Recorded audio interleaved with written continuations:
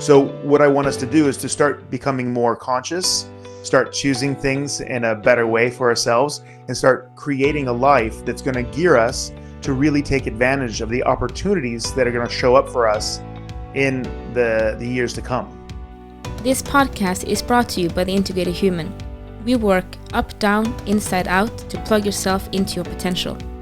If you want to see what we are up to and what's next, sign up to our newsletter or follow us on social media. If you like what we are doing, we really appreciate it if you can like our post on social media and YouTube and help us grow.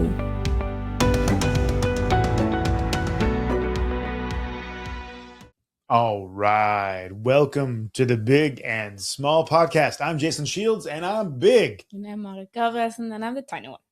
Welcome back to the hot seat. Still super hot. Yep.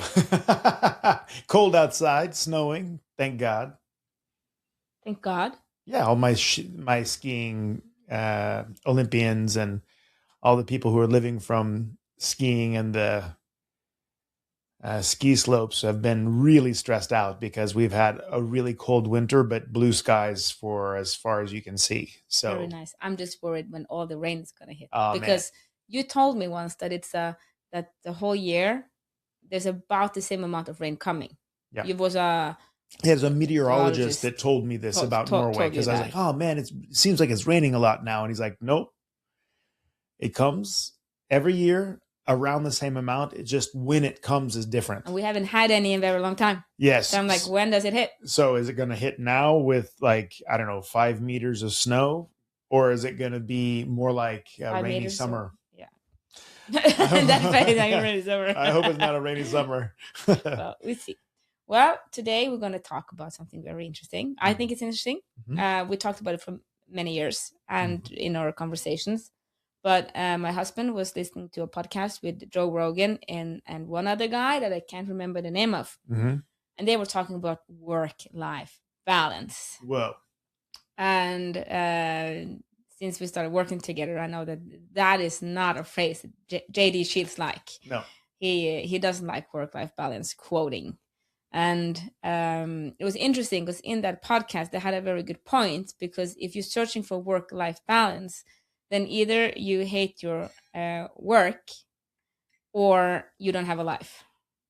And me and my husband were kind of meditating around and talking around it. And it's quite interesting because we also know people that are searching for that work-life balance. You know, they work hard a week and then in the weekend they have to do something special because you need to have balance. Or they are working to pay for their hobby because work is just money. So that's just an interesting theme to think about, because we often in our events talk about how, because you do your work many hours a day, at least 7.5. And we work like way more. Yeah, well, we work because it's a part of life. But you're kind of beating me to the freaking point. No, you said it. I didn't say it. No, because you were like, yeah, we can just end the podcast at the 3 hours and 38 minutes. Well, I mean, people have to listen 2.5 hours to Joe's thing, right? They got the you podcast get the answer. with MTG and GD Shield, you can get the shortcut. Let's go. Save yourself 2 hours and 55 minutes. Fuck. Sorry. Shouldn't say, not allowed to say that, but no. Anyways. Yeah. We kind of ruined the whole thing. No. I think we said it so quickly that people can't hear it. Yeah. So we continue as if it didn't happen. Don't rewind. Don't rewind. So, because many people just work to pay their hobbies. But again, if you're there 7.5 hours a day, that's as many hours as you should sleep. Shouldn't it be some kind of, if not joy, fulfillment in what you do? Mm-hmm. Word is now yours. Okay. Yeah. Well, we kind of can take the real shortcut, or we can kind of work ourselves in on the meat of the subject. And I think we should do it that way. Yeah. Work ourselves on the meat. So at one point I realized that if you think you sleep 8 hours, you work 8 hours, and then you're going to use 8 hours to kind of be you, which is eating and working out and dealing with your family and all that stuff. That's basically all the hours you have a day. It's 888. It's 888, right? So a lot of people, especially in my age, don't sleep 8 hours. So we get some extra hours in there somewhere. So we either work or we work with our other personal stuff. But the whole point is that if your work isn't personal, if your work isn't chosen, if your work isn't a part of your mission, if your work isn't part of your purpose on the planet, then get a better job.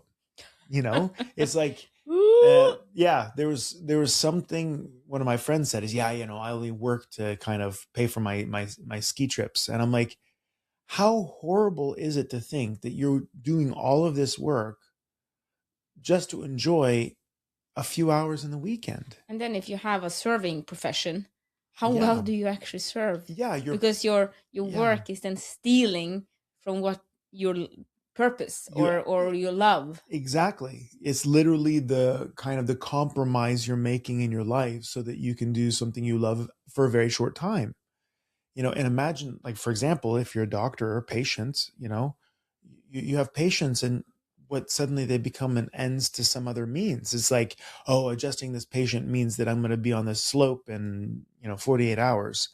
That's gross. It's not a very, lack of better word, fulfilled, attractive worldview around it. It's not a great bucket to be putting people in. No. What bucket are you putting them in? You're my next surfing trip. Yeah, it's gross. And when I say that, it's not just gross for the doctor to do it, or for the person behind the counter to do it, or the chef in the kitchen to do it, and the one doing the flower arrangements, or the accounting or whatever. But it's gross for you as well if you're doing that. And why is that? It's because you're squandering a life. You're squandering your life, meaning you're throwing your life away. You're throwing away 1/3 of your life, actually, if you think 888. Yeah. Is 1/3 of your life. Yeah. Well, the other one is 1/8 where you should sleep. So then you have 2/3. So then you only have 1/3 left to do you. Yeah. And how many people are surfing more than they're working? Not many, unless you're professional, unless that's your work, right? Exactly. And then hopefully you're doing it because you're in the flow and you love it. The whole issue is that, if you're not able to find vision, purpose, and love in everything that you're doing, then you should be doing something different, right? Or change your perspective around it. Or change your perspective. Thank you very much. You should get a different bucket to put the patients in. You should get a different bucket to put those hamburgers that you're slinging for customers that are hungry. You should be putting the accounting that you're doing, or the bank, the money that you're giving people in the bank, or the processes that you're working there, in a different bucket, right? So my point is that when you have gone through the process that we take you through, you will first start becoming more aware in your life so that you're making better choices. And you'll realize that you're not actually locked in. You're not trapped by your life. You've chosen your life. You have a job. I can't quit my job. Well, yeah, actually you can. You probably could, and move to it. Yeah, but I'd lose my house. Well, that's a choice. You're choosing to lock yourself into your house because you're paying, or your job because you're paying your house. So you chose to have a house. Yeah, but you need a place to live. Exactly. Yeah, but did you need a 4-bedroom whatever? Yes. Or could you have a 2-bedroom? Yes. And could you rent? And if you're renting, could you go to a smaller place? How much do you actually need? So you're locking yourself into the house, which locks you into the job, which locks you into a routine that's not... It locks you into the marriage. Yeah, which locks you into the marriage because you can't afford. And then all kinds of craziness happens because your personality and your heart's so repressed that you start acting out, trying to get some life back into your jail cell that you've created with all of these I have tos, instead of going, you know what? I freaking love my job. I freaking love my house. I love going to work because I love my work, and it pays for my fucking amazing house. And in my house is my fucking amazing family. I love my wife. I love my kids. I fucking love my dog. It's like Jason does love his dog. I do love my wife and my house and all that stuff. I do actually have that life, right? So So one of the greatest compliments that you gave me was an observation. And you said, I never see you kind of get tired of doing what you're doing. You're always kind of like on and the same until you like literally get sleepy, and then your eyes get all crazy. And it's because I get up early. No one else has sleepy eyes as Jason, Yeah. but you're never tired. Yeah, I'm but never you get sleepy. exactly. That I'm you never do. over it. No. Which when you're talking about tired, it's like this emotional state of fuck Yeah. this. I'm done with this. Man, I love my life. I love being me. Not that I'm better than anybody else, but I love being me because I've chosen me.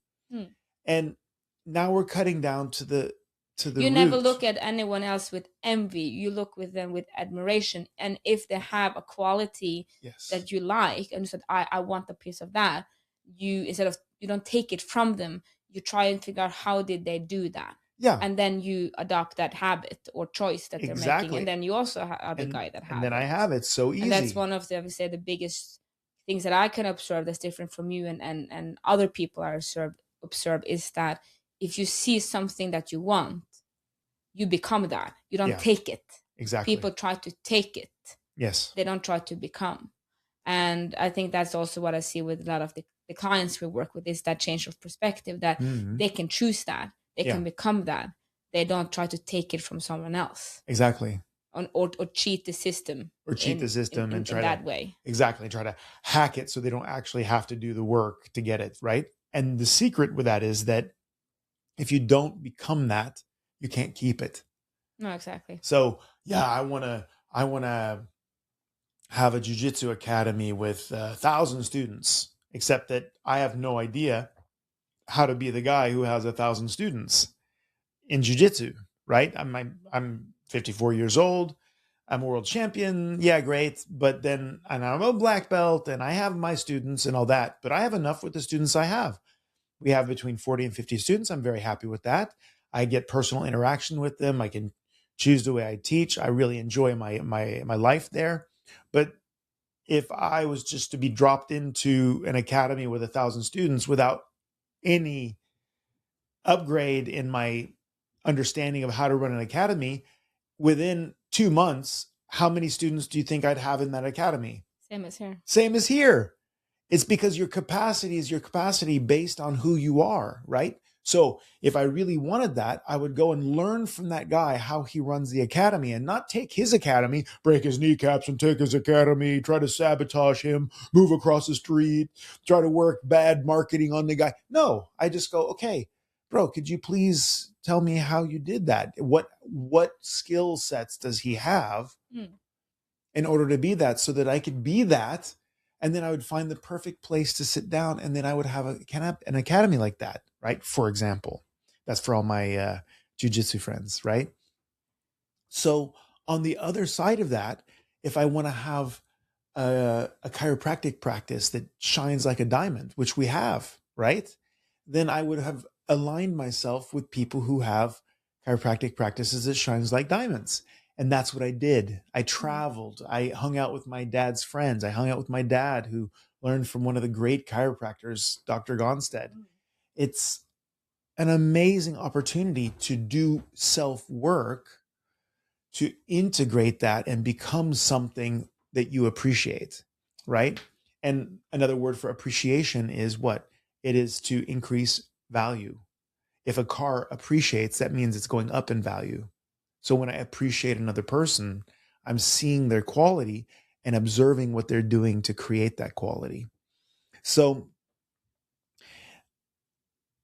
when you see that I have a constant amount of pleasure and joy and focus and energy in my life, it's because, interestingly enough, my process has been to come back to my center, come back to my pure awareness, and create my life from the inside out, from my highest visions to the actions of my everyday life.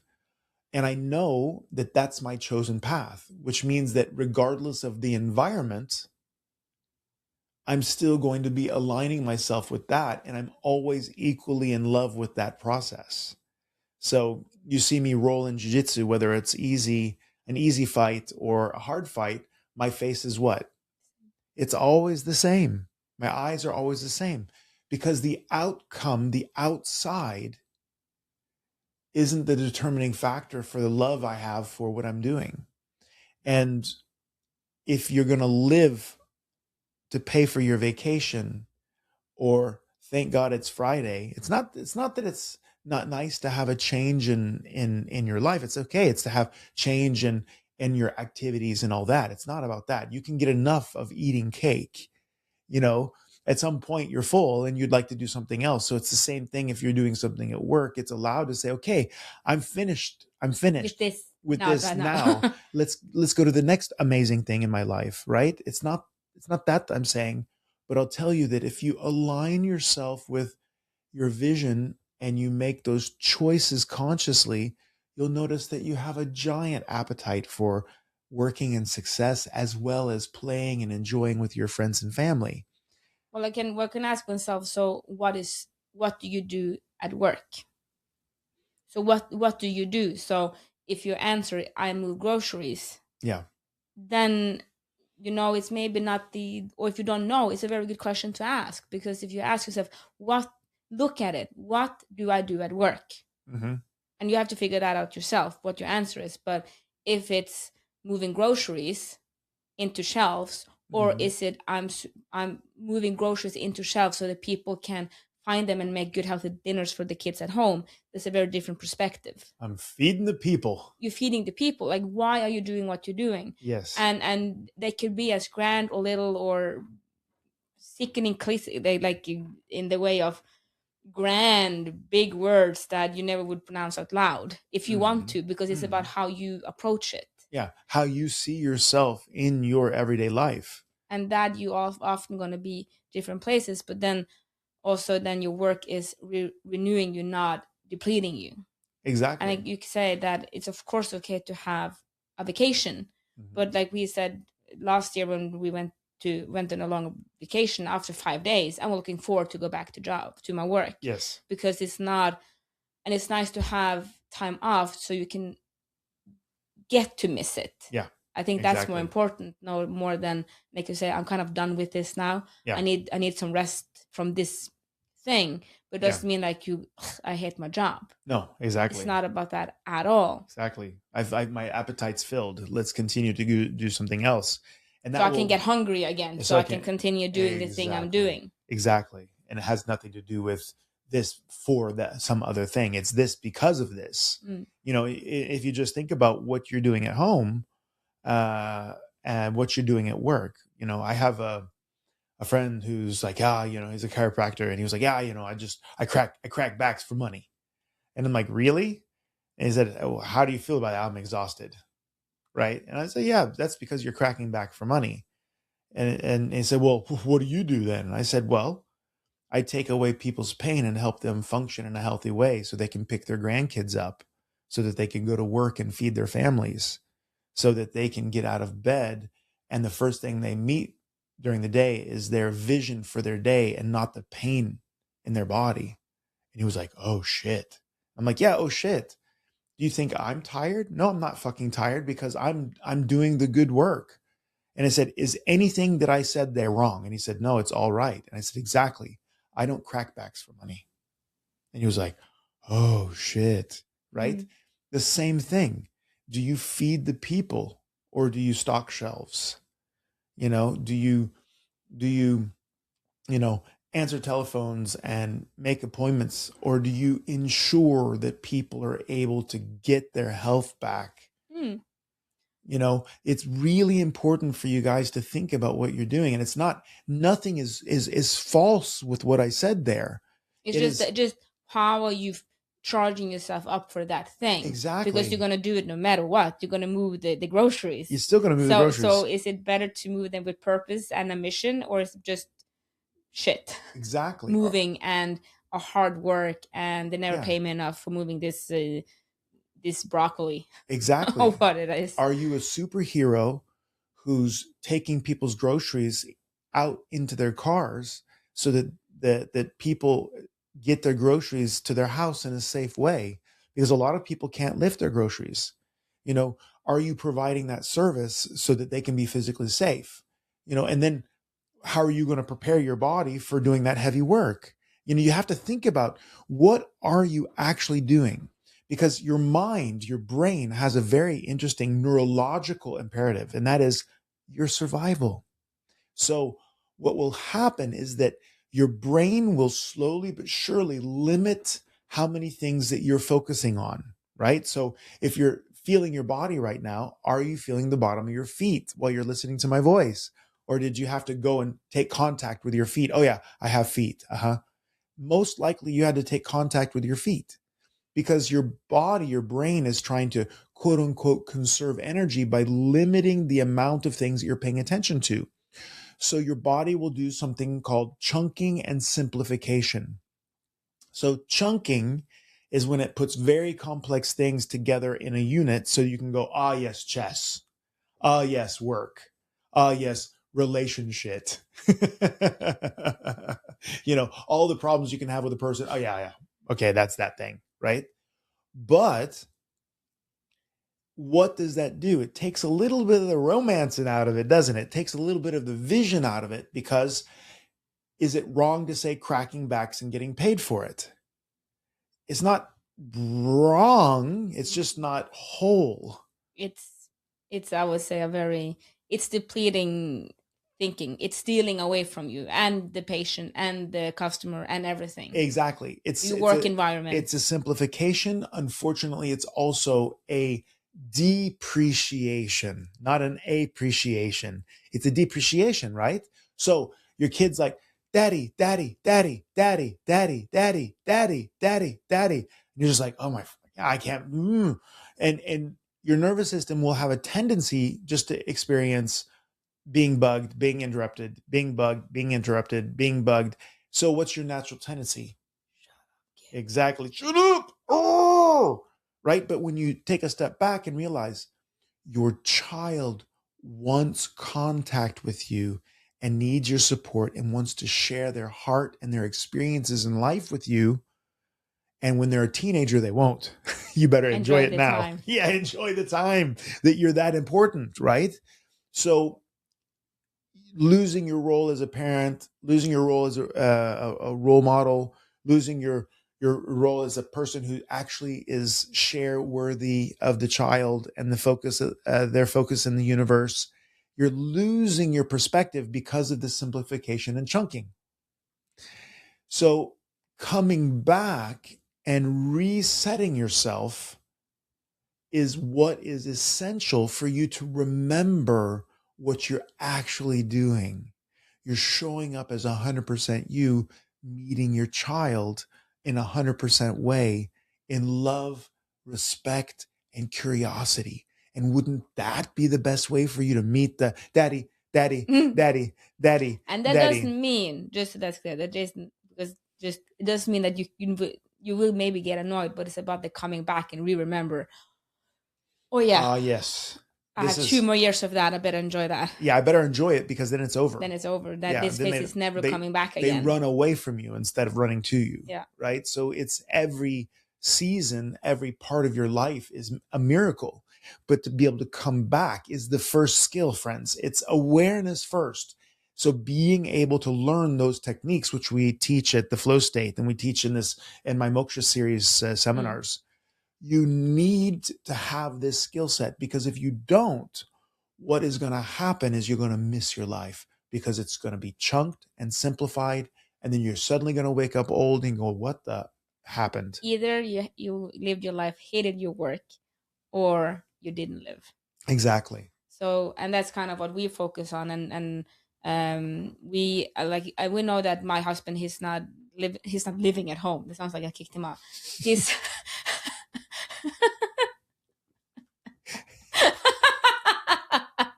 he ain't living at home. He ain't living at home. Yeah, he's living at home. He's living at home. He's commuting. Working. He's commuting. He works in Bergen, and I live in Voss. Did not kick him out, but it's and to take that, because that was a conversation you had, because family for him is super important. Yes, it's one of his major. He comes from a big family. They have a very close relationship to each other. They are kind of one of those I never met a family that's as Super fam. They're a super fam. They even Yeah. live in apartments in Bergen now. They're living on top of each other. They're a family. Yeah. Right. It's beautiful. And I have a loving family too, but we're Yes. more stoic and kind of we're doing our thing and we come together sometimes. Yeah, but they're like 4. You're an only child. Like, Yeah, it's exactly. completely different. It's completely different. And for him, it was really, really important to have family together. Yeah. And for him, that was time. Yeah, and to be a family man. And to be a family man. Yes. And I really had to work on his perspective of what that meant, because he also wants a big house to travel. He wants to have his truck. He wants to have a life that's full with other stuff. He wants to provide for his family, but you can't do that unless you also work. And he loves working with patients. Yes. And he doesn't want to have a small practice. He's he wants a big practice. Yeah. And then to understand that life is both. Yep. It's not one or the other, but what are you doing at work? Are work keeping you away from your family? Mm-hmm. Or is work providing for your family? And is that also communicated with your spouse? Yeah. Because your spouse can think that he's just not loving me because he's just gone. He's not here. He's not here. He's living somewhere else. He's living somewhere else. And I did not kick him out. Yeah. Or is he, because we talk about stuff like this is his way of providing for the life that we want. Yes. And we are a team in that effort. That we want. Exactly. That it's community. It's he's serving his family by working as hard as he's doing, right? Then I'm not angry or upset with him being away at all. Because every moment that he's working, he's loving you. Exactly. And that's actually the whole point. You should be loving on your practice, loving on your kids, loving on your family. Everything you do, if you do it with vision and purpose, is love. And every aspect of your life is loved at all times. You work out so that you can be with your kids more, that you can be with your wife more, that you can be a better role model for your kids and your friends. Your friends are better because you're doing what you're doing. You go to work, you're successful, all of these things, that you love your life. When you sit down and have coffee with them, you light them up because you fucking love your life, because it's chosen and it's yours. It's not, and that's the thing, that there is no work-life balance. There is no work-life balance. Because if you have that, you will, like they said, the Jordan Peterson, this guy, I will find his name later, but it's either you hate your job, or you didn't live, because you only worked. And where was the joy? You need to live. Yes. And work could be a part of that. You should have maybe some income, no matter what, but there must be something you can provide for others as a service and take paid for, that you would love to do, that also provide in the life that you want to do. Yes. But and then to work with incongruency, that if you like to live as a surfer dude, but also want a $1 million house, maybe it's going to be difficult to have those fit together. Because if you do surfing, and you can, many of them also live near the beach, and then do beach life, which is maybe not that fancy. So to also look at the incongruencies. Yeah. Yeah. Do I want that? If I want that life, what do I have to become? If you live on a naked beach, there is no rent. There is no rent. There's also no wallets. There are no wallets. Where did you keep your money, bro? Under a rock. Under a rock. True story. True story. The whole point is that it's all a give and take, but it's a choice. You have the choice, and you need to design by will, by choice. If you listen to the intro of this podcast, we want you to be able to make better choices for yourself so you live a better life. There is no life and then something else. This is your life. Work is part of your life. Your relationships are part of your life. There is no work-life balance. There's life. Yeah, there's life. Like, get over it, So find a life that you love. Exactly. Not a work that you love so much that you can't live, or a hobby that you love so much that you hate working. Yeah. And it doesn't mean that you don't sometimes also dislike some of the parts of the work that you do, or dislike some of the... I hate accounting. We love our accountants because they do a good job for us. Those I love. Yeah. I hate bills. And bills and receipts and Paperwork. Yeah. and insurance. But it I still- doesn't mean that you don't love what you do. No, not at all. But it's just like when I yeah. do that, I go, it's Yes. a part of it. It's a It's part a of it. fraction that I don't like. Exactly. But it has nothing to do with work. It's just a fraction. It's kind of like, exactly. You love your kid even though you have to change I diapers. I love to train. I hate stinky training clothes. Yeah. Oh my God. You know, but I was still trained because I still love to work out. What was up with my shirt yesterday? I don't talk about that. Whoa. That was not good. I'm like, what have I been eating? Yeah, like too much information. Yeah. But it's not. There's always fractions. Exactly. But I love my work. Yes. Although the insurance thing is kind of a fraction. I love training. Yes. I hate opening up, especially if you had like a gi. And you've been laying in the car for hot. 2 hours, hot. Oof. And oh my God, that reeks. You take that out, you just like Shazam. Shazam. Yeah. So, but you're not gonna stop working out and love working out because you're gonna get smelly clothes. Exactly.